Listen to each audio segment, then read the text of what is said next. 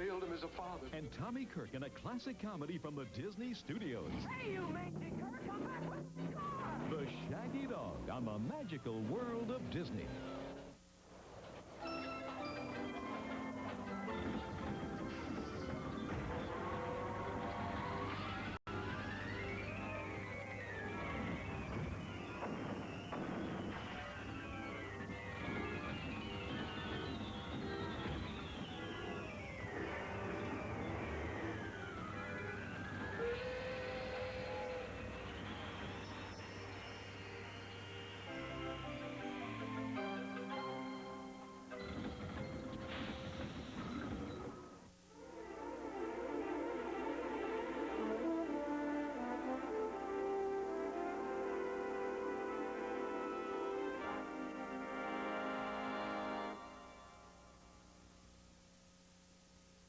Coming up next, Frodo the Hobbit returns to destroy the Ring of Doom in the animated sequel to Tolkien's adventure, Return of the King. Tonight, the Disney Channel salutes Shirley Temple, America's legendary sweetheart. May the bird of prosperity continue to nest in your rooftop. Stowaway on the Disney Channel. It's their opening night on Broadway. Look at us, here we are, right where we belong. When Kermit the Frog, Oink, oink. Miss Piggy, You're more than pretty. and all the Muppets take a bite out of a Big Apple. Together again. Join the fun when the Muppets take Manhattan. We're off to China. It's everyone's favorite feathered friend taking off for a visit to a fascinating foreign land. Wait till the gang hears about this. Is China that way or that way? Share the music, magic, and beauty of majestic China. It's tremendous. China. Oh, we made it.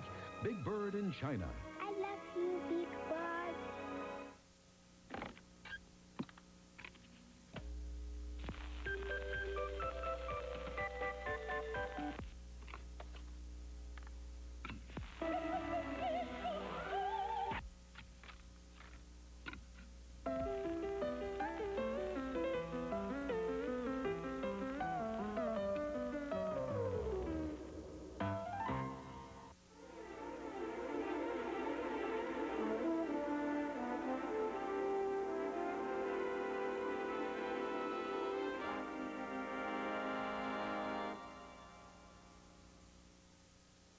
Coming up next, it's a half hour of comedy, adventure, and surprises on Lunchbox. The Disney Channel takes great pride in presenting a very special series. Look, we're here. The world's best-loved nursery rhymes brought to life through the wizardry of Muppet magic. Don't believe it. With a humor and charm children are sure to cherish. Followed it to school one day. But that's against the rules. Jim Henson's Mother Goose Stories, weekends at 8:30 a.m. on the Disney Channel. Oh, wonderful. Yes, yes.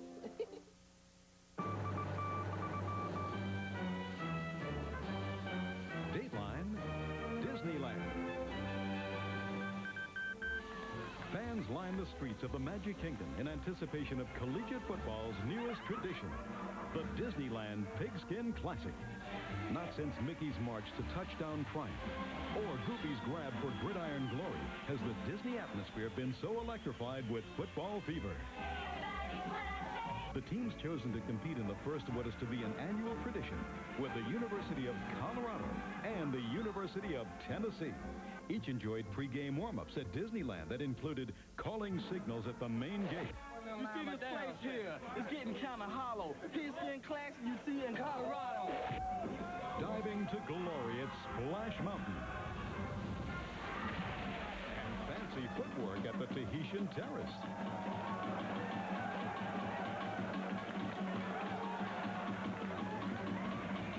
And on game day, everyone was treated to a preseason look at some of the finest in college football, as well as a halftime show that can only spring from the magic of Disney.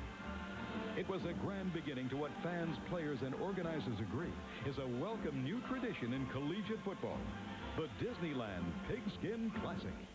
Willie Morris leads a simple life, full of friends, fog, swamps, snakes, pirates, parades, cars, crashes, bulls, bullies, girls, gags, hags, and havoc. Experience the simple life Mama gonna kill me. with the Disney Channel premiere film, Good Old Boy.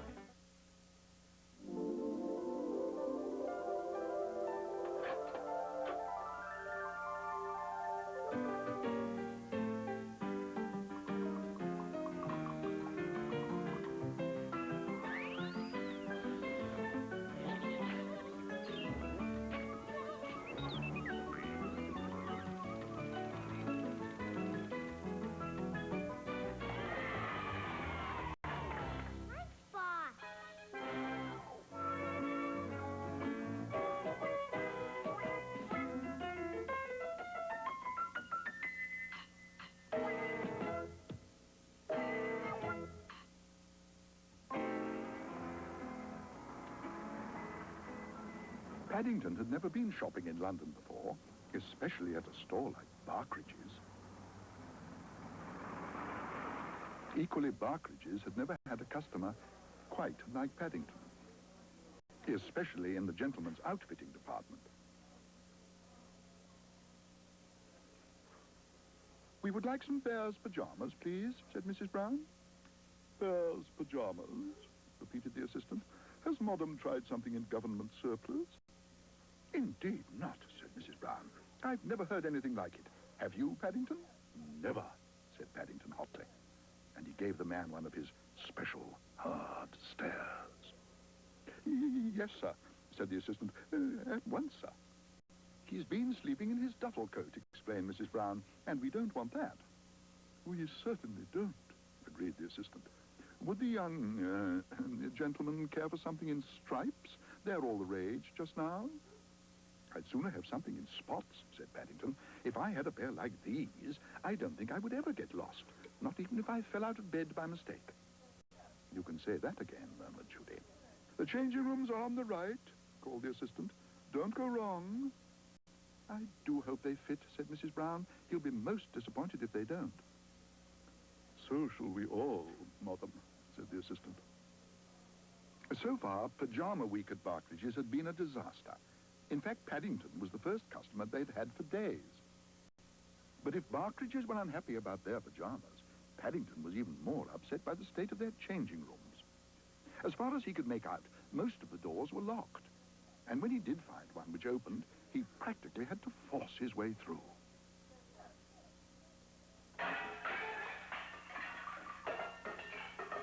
On the other hand, once inside, it was all very different. It was more like the inside of a house, and he was most impressed.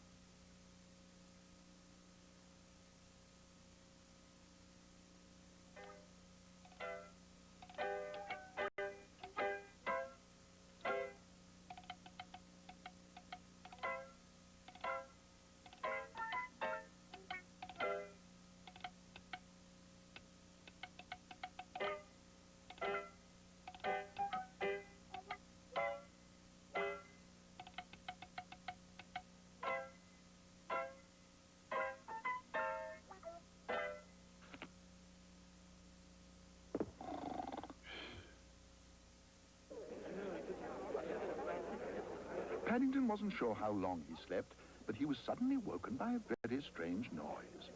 It sounded just like rain. But as he looked out of the window, he had yet another shock.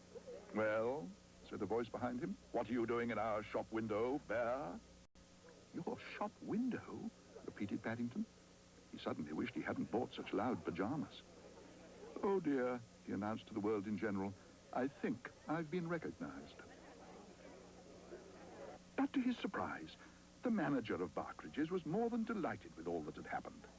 "Bear," he boomed, "you're what we in the trade call a trend-setter. Since you went to bed in our shop window, those pajamas have been selling like hot cakes. Look at them. They've all gone." And to show just how pleased he was, He offered Paddington anything he liked to choose in the store as a present. Paddington licked his lips. All the excitement had made him feel hungry, and he was tempted to ask for one of the hot cakes the manager had mentioned. Then he caught sight of the very thing, some Wellington boots. "I'd like a pair of these, please," he announced. "If it rains the next time I'm in bed, it'll stop the ends of my pajamas getting soggy. That would never do, especially now you've sold out."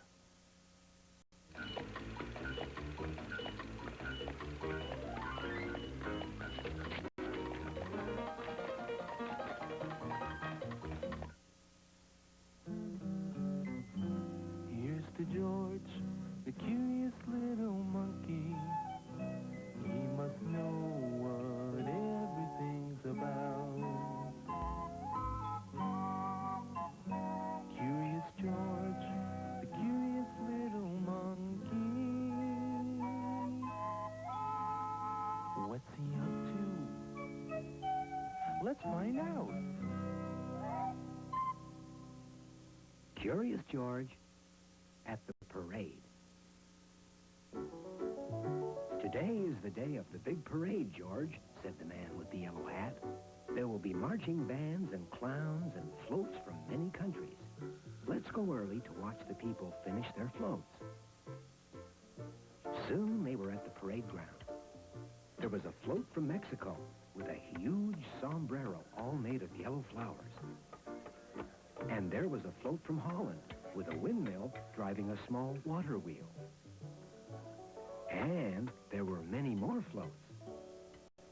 "They're going to give a prize to the best float at the parade, George," said the man. "Take a closer look, but don't get into trouble." The next float came from Germany. It had the biggest clock that George had ever seen. What was inside it? George was curious. He jumped onto the float and disappeared behind the clock. Suddenly, the clock struck 3. A door opened. Figure after figure came out. And right in the middle of it was George. Some men were still working on the float. "Look," one of them said, "there's a real monkey." "He might break the clock," shouted the other one. "Quick, let's go up and get him." It was time to get away.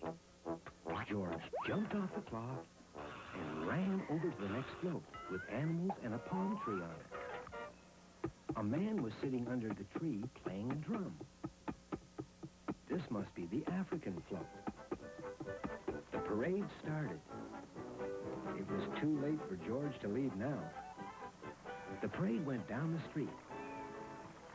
Float after float went past the judges' stand. The judges would decide which float would get first prize. As the African float passed by the stand, George looked out of the tree and saw his friend, the man with the yellow hat, standing near the judges. George waved to him, and the man waved back. "Look, did you see that live monkey on the float?" One of the judges cried. "What a marvelous idea. Very realistic," said another judge. Everyone cheered and applauded George up in the tree. And George waved at them. At the end of the parade, the judge awarded the first prize to the African float.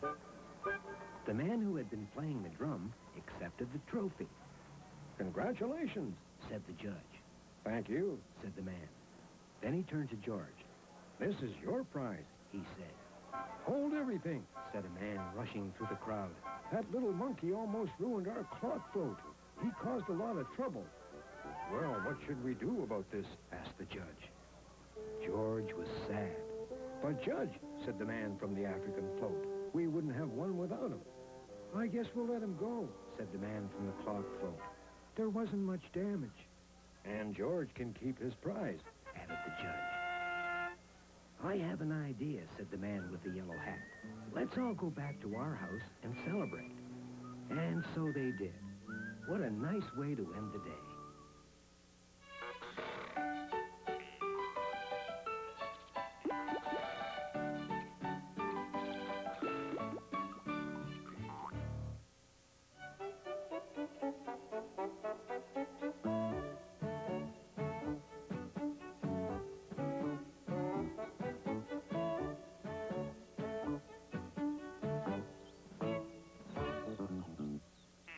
One day when Will woke up, he knew it was going to be his lucky day. As he dressed and went downstairs, he wondered what kind of luck he was going to have. Maybe he'd get all his sums right in school, he thought, as he ate his wasp porridge.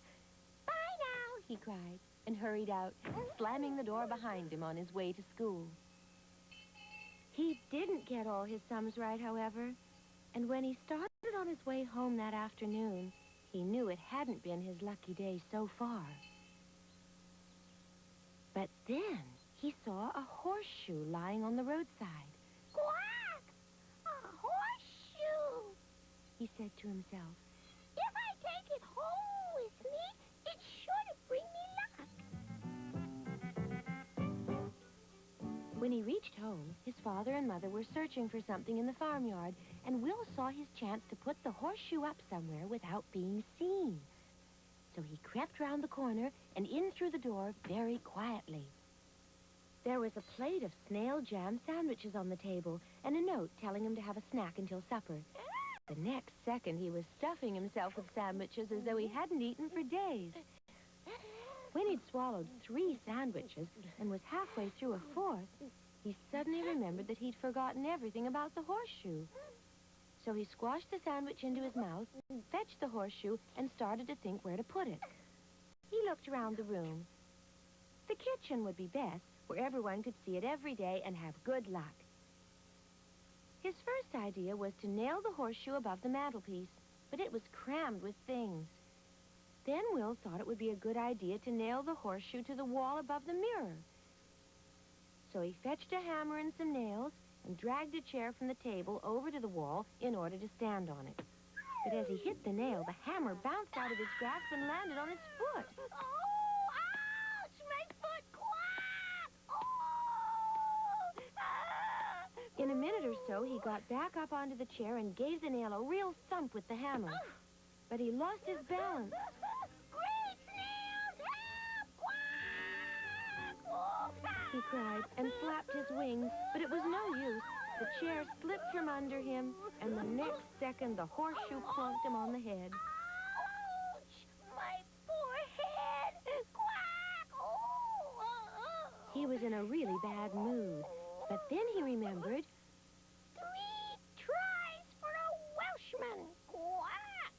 So he got back up onto the chair a 3rd time and began to tap the nail carefully. This time, the nail sank slowly into the wall. One more tap, and it would be firmly in its place. But when Will gave the nail that final tap, wow! A huge piece of plaster, the nail, and the horseshoe all came down on Will's beak. Ouch! My poor beak! Oh, quack! Oh! When Will saw the mess, he became even more angry. Quack! Drat that old horseshoe! And he picked it up and hurled it out into the farmyard, shouting, Go away, you unlucky nuisance! Quack! But then he froze where he stood as he heard a cry of pain in the farmyard and his father shouting, Heavens above, my poor head! Oh! At the same time, he heard his mother saying, Well, goodness me, Humphrey, there's the money we were looking for. Well, of course, Will had a talking to from his mother for hitting his father with the horseshoe, but as he'd helped find the money, she forgave him and gave him a large piece of spider cake with snail cream over it. Before he fell asleep, Will thought to himself that the horseshoe was a lucky one after all. Good night. Quack.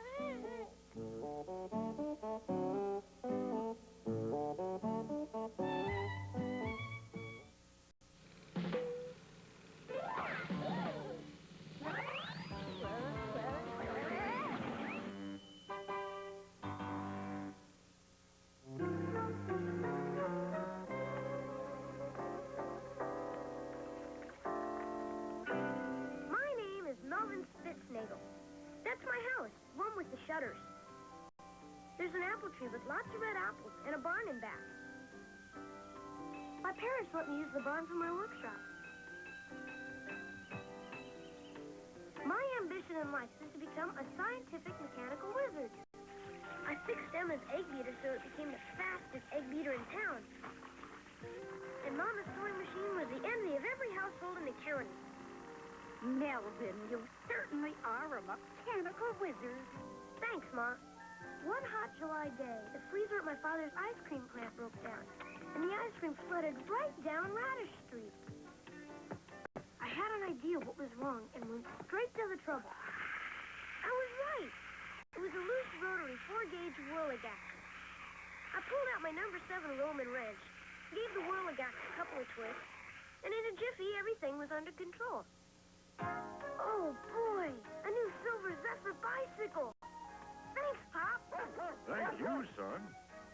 The day I got my new Silver Zephyr was the very same day that famous inventor, Professor Mickey Mickey, formerly of Prague, Stuttgart, Liverpool, and Bombay, arrived in town.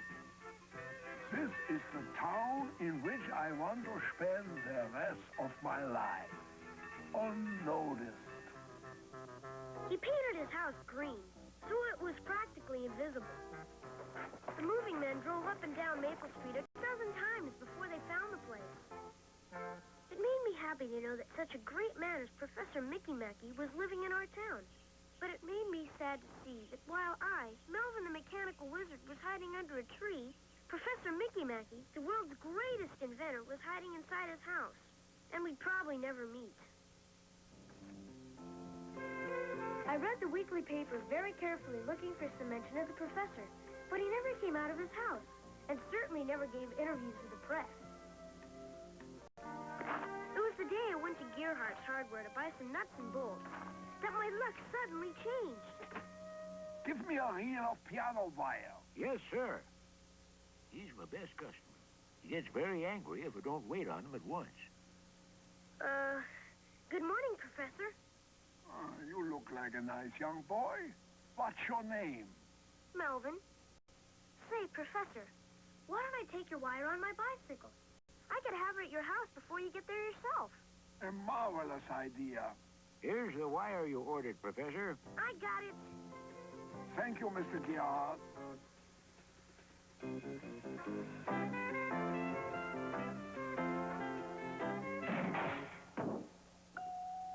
Oh, clumsy me, forgetting to tell you about my camouflage house. Oh, that's okay. Can I carry the piano wire in for you, Professor? How thoughtful. I didn't think young fellows were thoughtful anymore.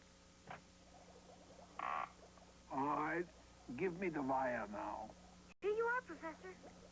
Ah, such an excellent boy. Do you have a baseball? Sure. Here you go. Oh, so kind of you. Do you mind? No, not at all. No. First, we're gonna bore a hole straight into the middle of the ball. Yeah. Then, we fill that hole with these secretly powered gray pellets, what I invented. Probe inside with a crystal stick to make sure no pellets are lost. And then we're gonna plug up the hole with some quick-drying pudding. Finally, we place the ball on this copper ring. We activate the transformer. And watch. See? Holy cat! Wow! See?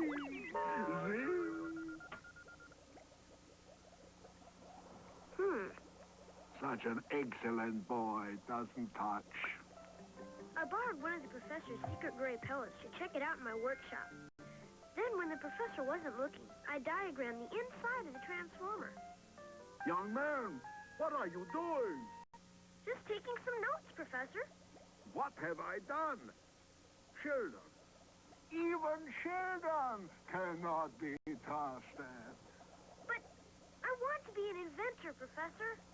Oh, so you want to be an inventor? Listen to me now. It is very difficult, this journey you want to make, to be a scientific mechanical wizard. Better you should have a farm, grow chickens, make omelets. The simple life, that's the best, believe me. No! I want to be a wizard, like you. All right, but it's difficult. Very, very difficult. I think I can do it, Professor. It's from Aunt Lola and Uncle Gus and Cousin Benny and Chester. Oh, they're planning an expedition up the Manasaki River. Canoeing by day and camping out at night. Why, they want Melvin to join them very much. Isn't that something? Oh, I envy you that trip, Melvin. Sorry, I'm otherwise occupied. Nothing could separate me from my work. Not even tear gas. The chance of his lifetime, and he'd rather be cooped up in that stuffy barn. Parcels came almost every day. Burners and beakers, scalpels and tweezers, magnifiers and chemicals, and whatnot. Then finally, one day, I discovered the secret of the great pellet. Oh, yippee! Yay! Telegram! Telegram! Thank you, Sonny. Who's it from, dear? It says Aunt Lola and Uncle Gus and Cousin Benny and Cousin Chester failed to arrive at their destination at the end of the canoe expedition. They're 3 days overdue. Don't worry, Mom. I finished the black box. What black box? My generating, stabilizing, electrocarbon, condensating, atmospheric, procyclonic, compact, dynamic, magnetic box. My dear relatives are lost on the Manasaki River, and he raves on about black boxes. Mom, I'm telling you, the black box is going to save your family. I'll be back soon. Melvin! Oh, my word. Good luck, son. Ride carefully, Melvin.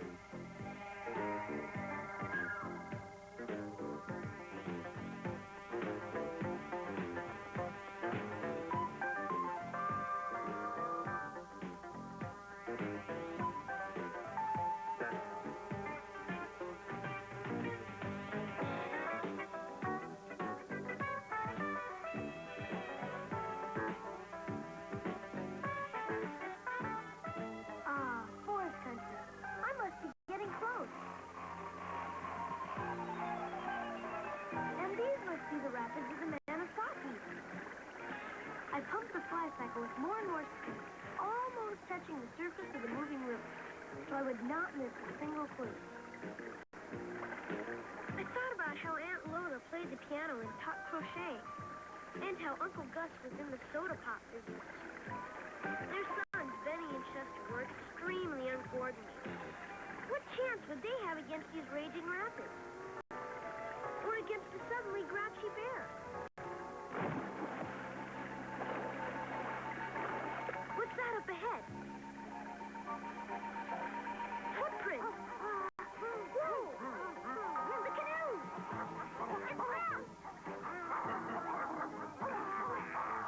Uncle Gus! Aunt Lola! Benny! Chester! Hang on, everybody! Get Melvin! Okay, everybody, hop on! Grab that stick to balance us with, Uncle Gus. Let's get going.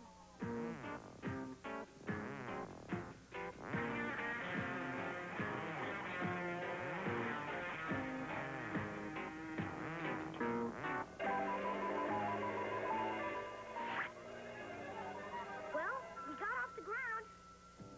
Now let's head for home. The furious fly cycle, a little worse for wear, was launched on its return journey.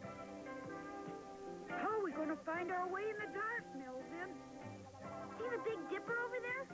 That will lead us straight home. We're gonna make it, Melvin? I don't know. I'm getting awfully tired. Look out, Melvin. Here comes the wild duck.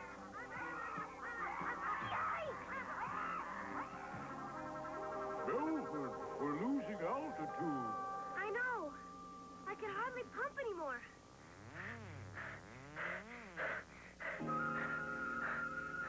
Hey, party. The courthouse.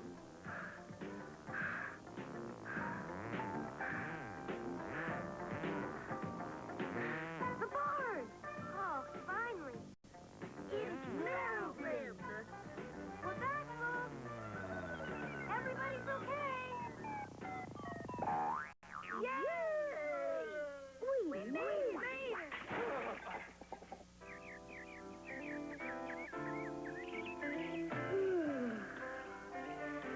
You know, the professor was right. It is difficult being a scientific mechanical wizard. And it's also very tiring.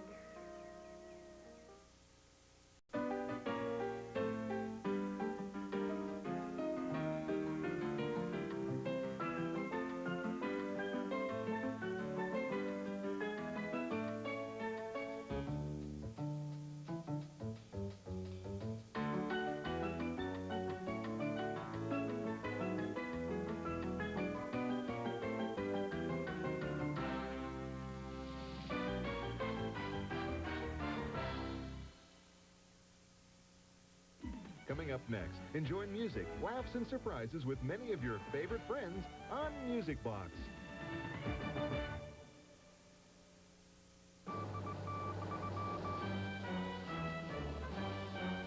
Dateline, the Walt Disney Studios. 50 years ago, American movie audiences saw the premiere of a film that was unlike any other, a marriage of classical music and incomparable Disney animation called Fantasia. It was a project that started back in 1938 with the chance meeting of Walt Disney and world-famous conductor Leopold Stokowski. It began at Chasen's restaurant in Hollywood, a very famous restaurant, and one night in 1938, according to Stokowski in his memoirs, he talks about the fact that he was dining alone, and he saw Disney across the way dining alone, so he invited him to join them. They should talk, because he admired his films. So they were talking, and Disney mentioned he's going to do The Sorcerer's Apprentice, based on the Dukas piece. And Stokowski had a very great interest in anything that had to do with classical music in the movies. And Stokowski said to Disney, well, why not just do a whole feature of this kind of thing and just use The Sorcerer's Apprentice as one of them? Stokowski suggested the title Fantasia, a musical term for a fanciful or unusual composition, and it fit this new production perfectly. Some of the animation in Fantasia is some of the best animation ever done anywhere, period. 50 years later, there's still been nothing to equal it. Stokowski himself conducted the music for this Academy Award-winning film, which also marked the very first use of stereo sound. 50 years ago, I would have walked in there knowing what I know today, and I wouldn't have believed what they were doing. They sat around and said, let's come up with stereo. These people started from scratch, and what they did is unbelievable. For Fantasia's 50th anniversary, a 2-year painstaking restoration of its original negative and soundtrack was undertaken. We tried to go back to the original negative in every case we could to get the best quality.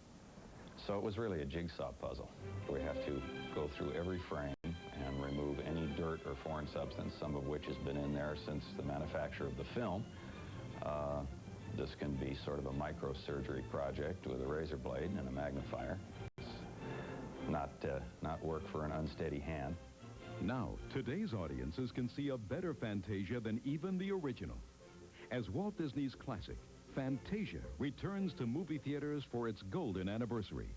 And for a more detailed look at what went into the making of Fantasia, don't miss the behind-the-scenes special, Fantasia, the creation of a Disney classic, airing here on the Disney Channel. On the magical world of Disney. What's going on here? Apparently you've become involved with some old spell cast upon this ring. Sometimes you'll be a dog and sometimes you'll be a boy. Oh, boy! How'd you get in here? What do you mean I get here? I live here.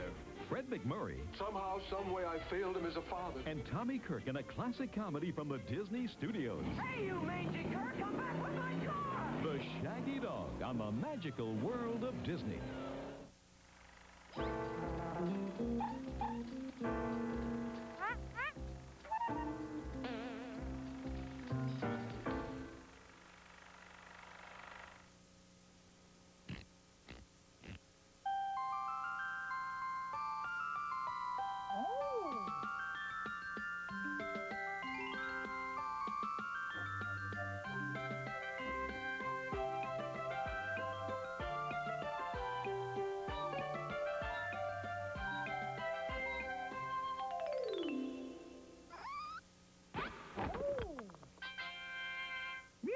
spots.